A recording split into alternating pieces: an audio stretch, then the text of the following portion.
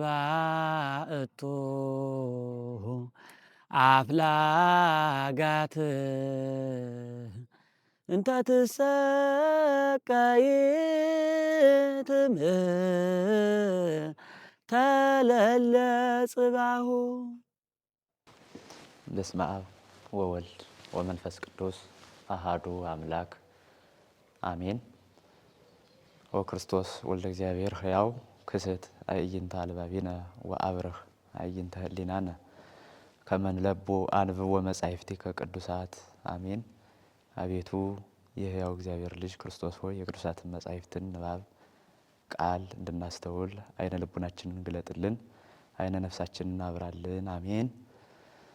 ክርስቶስ ተንሥአ እሙታን በዐቢይ ኃይል ወሥልጣን አሰሮ ለሰይጣን አግዓዞ ለአዳም ሰላም እምይእዜሰ ኮነ ፍስሐ ወሰላም።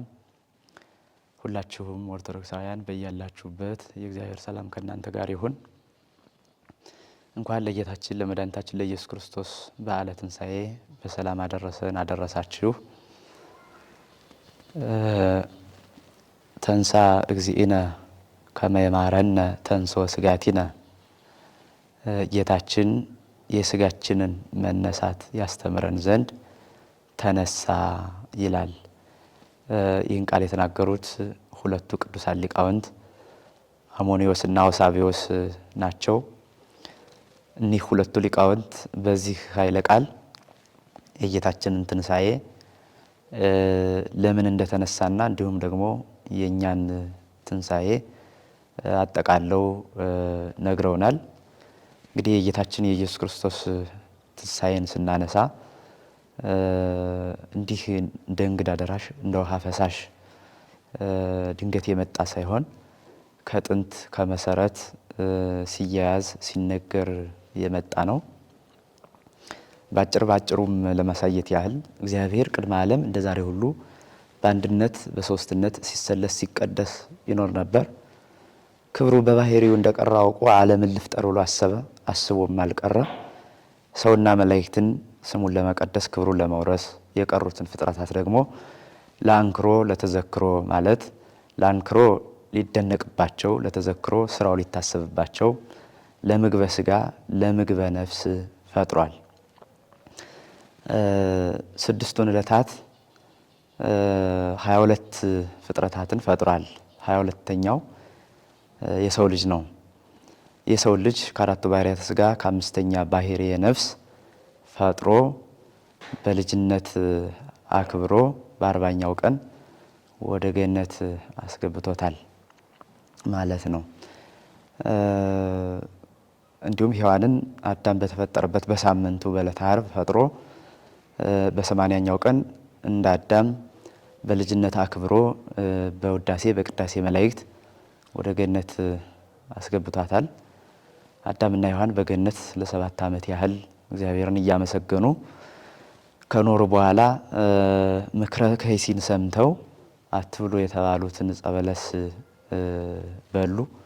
በዚህ ጊዜ ባህሪያቸው ጎሰቆለ፣ ራቁታቸውን ሆኑ፣ ሞት ተፈረደባቸው፣ ከገነት ተባረሩ። ከገነት ከተባረሩ በኋላ አዳምና ሔዋንም እግዚአብሔር ፈታሂ እንደሆነ ሁሉ በፈታሂነቱ አንጻር መሐሪም ነው ብለው ይቅር በለን ብለው ንስሐ ገቡ። እርሱም በሐሙስ ዕለት ወመንፈቃ ለዕለት በ5 ቀን ተኩል ተወልጄ አድንሃለሁ የሚል ቃል ኪዳን ሰጥቷቸዋል። እንግዲህ ይህንን ቃል ኪዳን ይዘው ከአዳምና ከሔዋን ጀምሮ በአጠቃላይ እስከ ጌታችን እስከ ኢየሱስ ክርስቶስ ልደት ድረስ የተነሱ አባቶቻችን የክርስቶስን ከልደቱ እስከ ምጽአቱ ያለውን ምስጢር ለማወቅ እንዲገለጽላቸው ጸልየዋል፣ መስዋዕት ሰውተዋል፣ ትንቢት ተገልጾላቸው ትንቢት ተናግረዋል፣ ምሳሌ መስለዋል፣ ሱባኤ ቆጥረዋል። የዘመኑ ፍጻሜ ሲደርስ ጌታችን ኢየሱስ ክርስቶስ ከቅድስት ድንግል ከመቤታችን ከስጋ ስጋ ከነፍሷ ነፍስ ነስቶ ተዋህዶ በስጋ ተገለጠ። በየጥቂቱ አደገ። በ30 ዘመኑ በደ ዮሐንስ በማየ ዮርዳኖስ ተጠምቆ የባህሪ ልጅነቱን አስመስክሮ እለቱን ወደ ምድረ በዳ ሄደ። በምድረ በዳ 40 መዓልት 40 ሌሊት ከጾመ ከጸለየ በኋላ ከዚያ ወጥቶ ትምህርት ታምራት ጀመረ። 3 ዓመት ከ3 ወር ትምህርት አስተምሮ ታምራት አድርጎ ትምህርቱ ታምራቱ በምር በእውነት ሲረዳለት ለድነት ዓለም በማይከለ ምድር በቀራንዮ ተሰቀለ። 9 ሰዓትም በሆነ ጊዜ በዕለተ ዓርብ ነፍሱን ከስጋው በገዛ ስልጣኑ ለየ። መለኮት ከስጋውም ከነፍሱም ሳይለይ በስጋ ወደ መቃብር በነፍስ ወደ ሲኦል ወረደ። በስጋ ወደ መቃብር ወርዶ ለስጋችን ካሰልን፣ በስጋችን የመጣውን በደል አጠፋልን።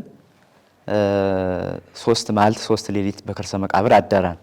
በነፍስ ወደ ሲኦል ወርዶ በነፍስ የበደልነውን በደል አጠፋልን፣ በነፍስ ካሰልን ማለት ነው። 5500 ዘመን ወደ ሲኦል ይወርዱ የነበሩ ነፍሳትንም ከሲኦል አወጣቸው ማለት ነው። ጌታችን ኢየሱስ ክርስቶስ በ3 መዓልት 3 ሌሊት በከርሰ መቃብር አደረ። 3 መዓልት 3 ሌሊት የሚለው እንግዲህ በሊቃውንቱ የተለያየ አቆጣጠር ተሰጥቶታል። ከነዚያ መካከል አንዱን ለማየት ያህል ዕለተ ዓርብ ቀኑ ከሁለት ተከፍሏል። የመጀመሪያው ከነግ እስከ 6 ሰዓት አንድ ቀን ይሆናል። ሁለተኛው ደግሞ ከ9 ሰዓት እስከ 11 ሰዓት ሁለተኛ ቀን ይሆናል። ቅዳሜ ሶስተኛ ቀን ነው። ሌሊቱ ደግሞ ከ6 ሰዓት እስከ 9 ሰዓት ጨለማ ሆኗል። አንድ ሌሊት ነው። ሁለተኛው የቅዳሜ አጥቢያ ነው። ሶስተኛው ሌሊት የእሁድ አጥቢያ ነው። 3 መዓልት 3 ሌሊት የሚባለው ይህ ነው ማለት ነው። ጌታችን ኢየሱስ ክርስቶስ 3 መዓልት 3 ሌሊት በከርሰ መቃብር ማደሩ የመጀመሪያው ትንቢቱ እንዲደርስ ነው። ሁለተኛው ምሳሌው እንዲደርስ እንዲፈጸም ነው። ሶስተኛ ለቤዛነት ነው። አራተኛው ለአራያነት ነው። እነዚህ ነገሮች በዝርዝር እንመለከታቸዋለን። የመጀመሪያው ትንቢቱ እንዲደርስ እንዲፈጸም 3 መዓልት 3 ሌሊት በከርሰ መቃብር አደረ። ትንቢቱም በሰኑይ ዕለት ይቀስፈነ ወበሰሉስ ዕለት ይሴርየነ ወይሃየወነ፣ በሁለት ቀን ይገርፈናል በሶስተኛው ቀን ያድነናል ተብሎ ተነግሮ ነበረ። በነቢዩ ሆሴዕ ምዕራፍ 6 ቁጥር 2 ላይ ስናነብ በሁለት ቀን ይገርፈናል ማለት ዓርብና ቅዳሜ መከራ ያጸናብናል፣ በሶስተኛው ቀን ያድነናል ማለት በትንሳኤ ማለት ነው። ነፍሳት ከሲኦል ወደ ገነት የወጡት በጥቅሉ ዓለሜዳ ነው። በዕለተ ዓርብ ነው። በ11 ሰዓት ነፍሳትን ከሲኦል ወደ ገነት አውጥቷል። ማይዶት ይባላል፣ መሸጋገር ማለት ነው። የነፍሳት ከሲኦል ወደ ገነት፣ ከሐሳር ወደ ክብር፣ ከሞት ወደ ሕይወት መሸጋገራቸው ማለት ነው። ሆኖም ግን መዳናችን የተገለጠው በዕለተ እሁድ ነው። ምክንያቱም ክርስቶስ ሲነሳ በዕለተ ዓርብ የፈጸመልንን የማዳን ስራ በጎላ በተረዳ ነገር ተረድተነዋል። ሐዋርያው ቅዱስ ጳውሎስ ወይም ዕለተ አድኖት ዛሬ የመዳን ቀን ነው ያለውን ሊቃውንት አባቶቻችን የመዳን ቀን የሚለውን ትንሣኤ ነው ብሎ ተርጉመዋል። ይህም የሆነው ትንሣኤው የተገለጸበት ዕለት ስለሆነ ነው እና የመጀመሪያው ምክንያት ይህ ትንቢት እንዲደርስ እንዲፈጸም ጌታችን 3 መዓልት 3 ሌሊት በከርሰ መቃብር አደረ። ሁለተኛው ምሳሌው እንዲደርስ እንዲፈጸም ነው። በጥቅሉ ጌታችን የተነሳም ትንቢቱም እንዲደርስ ምሳሌው እንዲደርስ እንዲፈጸም ነው። የተወሰኑ ምሳሌዎችን ለማየት ያህል አዳምና ሔዋን በባህር ውስጥ ሲጸልዩ ዲያብሎስ መጥቶ እግዚአብሔር ይቅር ብያቸዋለሁ ብሏቸዋል ብሎ አሳሳታቸው፣ ከሱባያቸው አቋረጣቸው፣ ከባህር አስወጣቸው። ተከትለውት ይሄዱ። ከእግረ ገነት ሲደርሱ ያው አዳምን በዲያብሎስ ጎጆ የሚያህል ድንጋይ ወርውሮ ያው መቶታል ማለት ነው። በዚህ ጊዜ የእግዚአብሔር መልአክ ድንጋዩን እንደ ድንኳን አድርጎለታል። በዛ ድንኳን ውስጥ 3 መዓልት 3 ሌሊት አድሯል ማለት ነው። አዳም የጌታ አምሳል ነው፣ ድንኳኑ የመቃብር አምሳል ነው። 3 መዓልት 3 ሌሊት በድንኳኑ ውስጥ አዳም እንዳደረ ጌታችን ኢየሱስ ክርስቶስ 3 መዓልት 3 ሌሊት በከርሰ መቃብር ለማደሩ አምሳል ነበረ። ሁለተኛ ይስሐቅ የጌታችን ኢየሱስ ክርስቶስ አምሳል ነበር። በሞሪያም ተራራ አብርሃም ይስሐቅን በሰዋው በሶስተኛው ቀን ተነስቷል። በህሊናው በሰዋው ማለት ነው እንጂ ሊሰዋው ሲል ይታወርድ እዴከ ዲበ ይስሐቅ ቁልኤ፣ በወዳጀ በይስሐቅ ላይ እጅህን አታሳርፍበት አትሰዋው ብሎ ነጭ በግ ስለ ይስሐቅ ፈንታ አብርሃም የሚሰዋው መስዋዕት ተሰጥቶታል።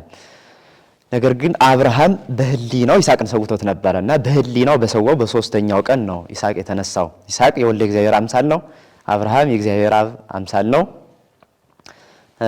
ሞሪያምም ቀራንዮ ነው ወይም የቀራንዮ አምሳል ነው። ይስሐቅ ለመስዋዕትነት የቀረበበት ጌታ የተሰቀለበት ቦታው ቅሉ አንድ ነው። 3 መዓልት 3 ሌሊት አድሮ መነሳቱም አብርሃም ይስሐቅን በሰዋው በሶስተኛው ቀን ማለት ነው። መነሳቱም ጌታችን 3 መዓልት 3 ሌሊት በከርሰ መቃብር አድሮ መነሳቱን የሚያሳይ ነበረ። ሶስተኛ ዮናስን ብንመለከት ዮናስ ከእግዚአብሔር ፊት ኮብልሎ በባህር ውስጥ በመርከብ ተሳፍሮ ሲሄድ ባህሩን ማዕበል ሞገድ ተነስቶ አናወጸው። በመርከቡ የተሳፈሩት ሰዎች ዕፃ ጥለው በዮናስ ቢደርስበት ወደ ባህሩ ጣሉት። ዮናስም ወደ ባህር ሲጣል አሳ አንበሪ ተቀብሎ 3 መዓልት 3 ሌሊት በከርሰ አንበሪ በአሳ አንበሪ ሆድ ውስጥ ተቀምጧል። በኋላም በሶስተኛው ቀን በነነዌ ከተማ ጫፍ ተፍቶታል ማለት ነው። ዮናስ የጌታችን አምሳል ነው።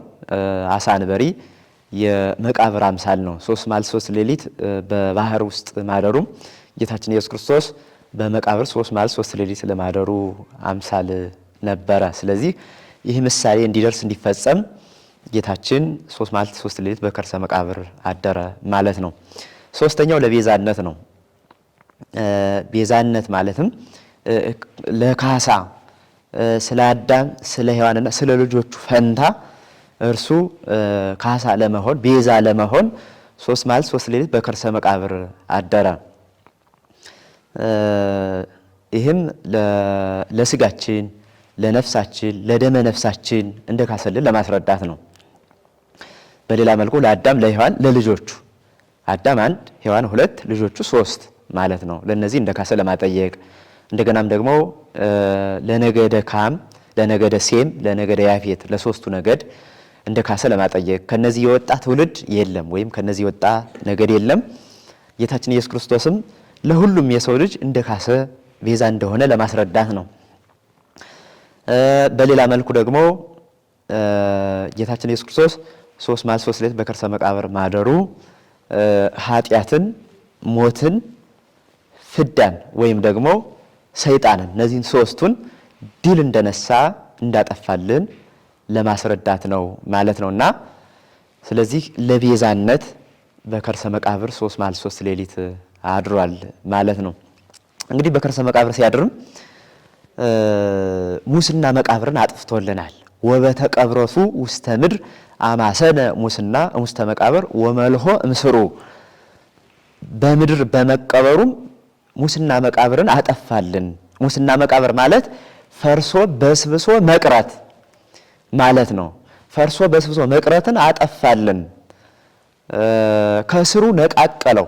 ስለዚህ ጌታችን በመቃብር ሲያድር መቃብር የሰዎችን ስጋ ይዞ ማስቀረቱን አፍርሶ አበስብሶ ለዘላለም ማስቀረቱን አቆመ ማለት ነው። ኃይሉን አጣ። ምክንያቱም ጌታችን ኢየሱስ ክርስቶስ የባህሪ አምላክ ስለሆነ መለኮቱ ከስጋው ስላልተለየ መለኮቱ በስጋ በመቃብር ስላደረ ሞት ሊይዘው አልቻለም። መቃብር ሊያስቀረው አልቻለም። እንደሌሎቹ ፍጥራን እንደሌሎቹ የሰው ልጆች በመቃብር ፈርሶ በስብሶ መቅረት አልቻለም። ስለዚህ መቃብር ከዚህ በኋላ ኃይል አጣ፣ ማፍረስ ማበስበስ ተሳነው ማለት ነው። እንዲህ አድርጎ የመቃብርን መንገዱን ለውጦበታል። 5500 ዘመን የተነሱ የሰው ልጆች ግን ፍጡራን ስለሆኑ የሙስና መቃብር ማጥፋት አልተቻላቸውም። እርሱ ግን በሰውነቱ ወደ መቃብር ቢወርድ በመለኮቱ በሁሉ የመላ በሁሉ ያለ ነው። ጽውረ ተሬ ለተወሪዮ እንዘውቱ ይመልክ ሁሉ፣ በሁሉ የሞላ ሲሆን ጽጉረ ተርየ ለተወድዮ በመቃብር ለመጨመር ታየ፣ በውስጡን አካል ታየ። አንተ ህዱር ውስተ መቃብር ወአንተ ንቡር ዲበ ኪሩቤል፣ አንተ በመቃብር ውስጥ አደርክ፣ በኪሩቤል ደግሞ ትመሰገናለህ፣ በዘባነ ኪሩቤል ደግሞ ትመሰገናለህ ተብሎ ተጽፏል ማለት ነው። እና መለኮቱ በስጋ በመቃብር ስላደረ ጌታችን ኢየሱስ ክርስቶስ ሙስና መቃብርን አጥፍቶልናል ማለት ነው። እና ለቤዛነት በመቃብር አድሮ ሙስና መቃብርን አጥፍቷል። 3 መዓልት 3 ሌሊትም በመቃብር ውስጥ አድሮ ቅድም በዘረዘርናቸው ነገሮች ፈጽሞልናል፣ ወይም ደግሞ በዘረዘርናቸው ነገሮች ቤዛ ሆኖናል፣ ካሳ ሆኖናል ማለት ነው። አራተኛውና የመጨረሻው ለአርአያነት ነው። ለአርአያነት ማለትም የእኛን ትንሣኤ ለማስተማር በመነሳቱ ትንሣኤያችን ለማስተማር 3 መዓልት 3 ሌሊት በከርሰ መቃብር በማደሩም እኛ በሶስተኛው አዋጅ እንደምንነሳ ለማስረዳት ነው ማለት ነው።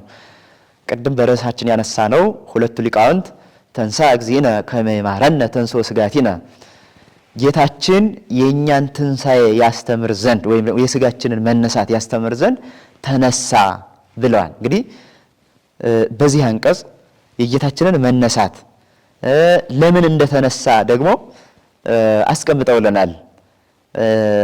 የእኛን ትንሣኤ ለማስተማር እንደሆነ እንደገና ደግሞ የእኛን መነሳት ከዚህ ጋር አያይዘው ገልጸውልናል ማለት ነው። ስለዚህ ጌታችን መነሳቱም ለኛ አርአያነት ነው። እንግዲህ የተነሳበት አምላክነቱን ለመግለጽ እንዳለ ሆኖ በተጨማሪ ደግሞ ለኛ አርአያነት ነው ማለት ነው። ሲነሳ የኛን ትንሣኤ ያስተምሮናል፣ የኛን ትንሣኤ ያስተምሮናል። ለዚህም ነው ጌታችን ኢየሱስ ክርስቶስ የትንሣኤያችን በኩር የምንለው። የትንሣኤያችን በኩር ክርስቶስ ከሙታን ተለይቶ 3 መዓልት 3 ሌሊት በከርሰ መቃብር አድሮ በገዛ ስልጣኑ ስለተነሳ ከዚህ በኋላ በክርስቶስ አምነው የተጠመቁ በክርስቶስ አምነው ተጠምቀው የቆረቡ ምግባረ ክርስትና የሰሩ በንስሐ ሕይወት የተመላለሱ ተጋድሏቸውን የፈጸሙ ክርስቲያኖች ክርስቶስን መስለው ይነሳሉ ማለት ነው። ጌታችን ኢየሱስ ክርስቶስ በ3 መዓልት 3 ሌሊት በከርሰ መቃብር አድሮ ሲነሳ ብርሃነ መለኮቱን ገልጾ ተነስቷል። ክርስቲያኖችም በጥምቀት 3 ጊዜ ብቅ ጥልቅ ብለው በሶስተኛው የጸጋ ብርሃን ተጎናጽፈው ይነሳሉ። ልክ በጥምቀት ወደ መጠመቂያ ገንዳው ሲጠልቁ ሞቱን ሲገልጹ ብቅ ሲሉ ደግሞ ትንሣኤውን ይገልጻሉ። ብርሃነ መለኮቱን ገልጾ እንደተነሳ እነርሱም የጸጋ ብርሃን ተጎናጽፈው ይነሳሉ። ይህ ጥምቀታቸው ግን የጌታን ሞትና ትንሣኤ ብቻም ሳይሆን የሚያመለክተው የራሳቸውን ትንሣኤና ሞትና ትንሣኤም የሚያመለክት ነው ማለት ነው። ስንጠመቅ ወደ መቃብር መውረዳችንን ብቅ ስንል ደግሞ ማለትም ወደ መጠመቂያ ገንዳው ስንወርድ መሞታችንን ብቅ ስንል ደግሞ ትንሣኤያችንን እንገልጻለን። የጸጋ ብርሃን ተጎናጽፈን መውጣታችንም ከጥምቀት እኛም እንደ ጌታችን እንደ ኢየሱስ ክርስቶስ ብርሃን ተጎናጽፈን የምንነሳ መሆኑን ለማሳየት ነው ማለት ነውና ጌታችን ኢየሱስ ክርስቶስ ከሙታን ተለይቶ ስለተነሳ ሞት ይዞን አንቀርም፣ ክርስቶስን መስለን እንነሳለን ማለት ነው። ክርስቶስን መስለን እንነሳለን። እንግዲህ በክርስቶስ አምነው ተጠምቀው ቅዱስ ሥጋውን ክቡር ደሙን ተቀብለው ምግባረ ክርስትና ሰርተው ተጋድሏቸውን ፈጽመው የተገኙ ክርስቲያኖች ፍጹም ክርስቶስን መስለው ክርስቶስን ተዋህደው ተነስተው በቀኙ ይቆማሉ። ንውሃቤ ቡሩካኑ ላዌ፣ እናንተ የአባቴ ቡሩካን ኑ ወደኔ የሚል የተስፋውን ድምጽ ያሰማቸዋል። የዘላለም ርስት መንግስተ ሰማያትን ያወርሳቸዋል። በክርስቶስ ያላመኑት፣ ያልተጠመቁት፣ ያልቆረቡት፣ ምግባረ ክርስትና ያልሰሩት፣ በተጋድሎ ያልጸኑት፣ የንስሐ ሕይወት የሌላቸው ደግሞ ፍጹም ዲያብሎስን መስለው ይነሳሉ ማለት ነው። ተነስተውም ሁሩ ምኔ ርጉማን፣ እናንተ ርጉማን ከኔ ወግዱ ተብለው የዘላለም እሳትን የዘላለም ገሃነምን ያወርሳቸዋል ማለት ነው። እና የጌታችን መነሳቱ የኛን ትንሣኤ ለማስተማር ነው። 3 መዓልት 3 ሌሊት መሆኑም ቅድም እንዳልነው በሶስተኛው አዋጅ እንደምንነሳ ለማስረዳት ነው። ለዚህም ነው በቀዳሚ ንፋተ ቀርን በቀዳሚ ንፋተ ቀርን የተጋባ ኩሉ ጸበለ ስጋ ዘተዘሮ ውስተ ኩሉ አጽናፈ ዓለም ሀባሎ ርእስ። በመጀመሪያው አዋጅ በአራቱ ማዕዘን የተበተነው ስጋ ሁሉ አፈር የሆነው የፈረሰው የበሰበሰው ትቢያ የሆነው ሁሉ ይሰበሰባል። ወበካል ንፋተ ቀርን ይሰፈያ አይጽምት ወይ ከውና በድነ ፍጹመ። በሁለተኛው አዋጅ አጥንቶች ፍጹም ስጋ ይሆናሉ፣ ፍጹም ስጋ ይሆናሉ። ዘኤን በለታውሶ ዘኤን በለተከውሶ ዘኤን በለታውሶ ወዘኤን በለተከውሶ ያለመነቃነቅ ፍጹም ስጋ ይሆናሉ። ወበሳልስ ንፋተ ቀርን ይትነሱ ሙታን ጻድቃን ወኃጥአን ከመቅጽበት ዓይን እንዘ ይጸውሩ ምግባራት ይሆሙ። በሶስተኛው አዋጅ ጻድቃንና ኃጥአን የሞቱት ሁሉ ስራቸውን ተሸክመው እንደ ዓይነ ጥቅሻ ይነሳሉ ተብሎ ተጽፏል። ስራቸውን ተሸክመው ማለት በጎዎችም በጎ ስራቸውን ይዘው ይነሳሉ፣ ክፉዎችም ክፋታቸውን ይዘው ይነሳሉ። ለበጎዎች በጎ ፍርድ ይፈረድላቸዋል፣ ለክፉዎች ክፉ ፍርድ ይፈረድባቸዋል ማለት ነው። ስለዚህ ጌታችን 3 መዓልት 3 ሌሊት በከርሰ መቃብር ማደሩ እኛ በሶስተኛው አዋጅ እንደምንነሳ ለማስረዳት ነው ማለት ነው። በጥቅሉ ጌታችን መድኃኒታችን ኢየሱስ ክርስቶስ የተነሳው ለምንድን ነው ከተባለ ለኛ ነው። የኛን ትንሣኤ ለማስተማር ነው ማለት ነው። ለዚህም ነው ሁለቱ ሊቃውንት ተንሳ እግዚእነ ከመ ይማረነ ተንሥኦ ሥጋቲነ፣ ጌታችን የኛን መነሳት ያስተምር ዘንድ ተነሳ ተብሎ የተጻፈው ማለት ነው። እና ጌታችን ኢየሱስ ክርስቶስ ከተነሳ በኋላ ከዚህ በኋላ ሞት ቀርቷል፣ ተስፋ መቁረጥ ሁሉ ቀርቷል። ምክንያቱም ክርስቶስ በመነሳቱ የዘላለም ሕይወትን የትንሣኤን ተስፋ አሳይቶናል ማለት ነው። ስለዚህ ክርስቲያኖች በዚህ ምድር ላይ ስንኖር መከራ ቢደርስብን፣ ብንራብ፣ ብንጠማ፣ ብንሳደድ፣ ብንራቆት፣ በስጋ የትኛውንም ጸዋትወ መከራ ብንቀበል መነሳታችንን እያሰብን ልንኖር ይገባናል። መነሳታችንን እያሰብን ጸዋትወ መከራውን ሁሉ ስንቀበለው መከራውን በደስታ ተቀብለን ዋጋ እናገኝበታለን። የትንሣኤ ተስፋ ከሌለን ግን መከራውን መቀበልም አንችልም፣ ፈጥነን እንክዳለን። መከራውን በማጉረምረምና በማማረር እግዚአብሔርን በመርገም ከተቀበልነውም ደግሞ ክብር አናገኝበትም፣ ዋጋ አናገኝበትም። ወዲህም ደግሞ ተስፋ የሌለው ሰው ጨለምተኛ ነው የሚሆነው፣ ሕይወት ሁሉ ይመሰቃቀልበታል። በስጋም በነፍስም አይጠቀምም። በስጋም ተስፋ ስለሚቆርጥ ተስፋ የቆረጠ ሰው ሕይወቱን ወደሚያበላሹ ነገሮች ሁሉ ይሄዳል። ያጨሳል፣ ይቅማል፣ ይዘሙታል፣ ይሰክራል፣ ይደባደባል፣ ይገድላል፣ ይታሰራል። በጥቅሉ አእምሮ ጤናማ አይሆንም፣ ምክንያቱም ተስፋ የለውምና። በስጋም እንኳን መኖር የሚቻለው ተስፋ ሲኖር ነው። ሰው የሆነ ተስፋ ሲኖረው፣ የሚጨበጥ የሚዳሰስ ተስፋ ሲኖረው ያን የወደፊትን ተስፋ እያደረገ አእምሮ ጤናማ ሆኖ ይኖራል። በነፍስም እንዲሁ ነው። የተረጋጋ መንፈሳዊ ሕይወትን የምንመራው በክርስትና ሕይወታችን የምንጠነክረው በምግባር የምንበረታው በተጋድሎ የምንጸናው የጌታችን የኢየሱስ ክርስቶስን የትንሣኤውን ተስፋ አድርገን የምንኖር ከሆነ ነው። ክርስቶስ ስለተነሳ የመነሳትን ተስፋ ሰጥቶናል ማለት ነው። ወንሴፎ ትንሣኤ ሙታን፣ የመነሳትን የሙታንን መነሳት ተስፋ እናደርጋለን ተብሎ ተጽፏል። የሙታንን መነሳት ተስፋ እናደርጋለን። ተስፋ ትንሣኤ ሙታን ከሌለማ ሃይማኖት ለምን ይረባ ይጠቅም ነበረ? መጠመቅስ ለምን ይረባ ለምን ይጠቅም ነበረ? ቅዱስ ቁርባን መቀበልስ ለምን ይረባ ይጠቅም ነበረ? መልካም ስራ መስራት ለምን ይረባ ይጠቅም ነበረ? ክፉ ስራ መስራት ምን ያደርገን ነበረ? ምንም አያደርገንም ነበር። በጥቅሉ